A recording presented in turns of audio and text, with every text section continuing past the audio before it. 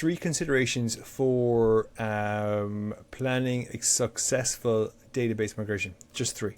What are your top three? Well, the first one is going to be just that, planning.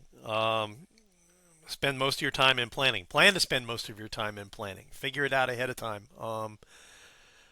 Do all the planning and find all the gotchas and all of the things that are going to bite you ahead of time.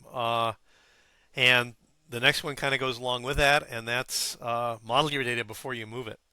Make sure that you are have at least a logical model so you understand the relationships between the data and you can build physical models that reflect both the old and the new environment, and you're going to uncover any hidden dependencies or any things like that before you actually start into your migration. And the third thing is test. Test, and test again. You know, if you go into migration and you say, well, based on some copies I did 2 years ago, I think the copy of I think it's going to take me 6 hours to copy this terabyte of data from one database to another, right?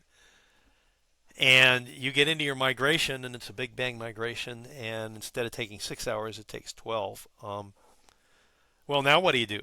Right? First of all, you better have planned for it. And secondly, if you were planning and testing, you would have known that, oh, it's going to take 12 hours instead of 6. Okay, I'd better plan for that 12 hours instead of 6. So, they all kind of tie together. But again, planning, I think, is the most important. And the more time you spend planning, the less time you'll spend doing and actually making it happen. And the actual making it happen is going to be, oh, yeah, okay, we planned for that. We know that. We knew that was going to happen, or we knew this was going to go on and that was going to go on. And then you move forward. I gotta say, I was debating on whether you're going to say testing or automation on that last one.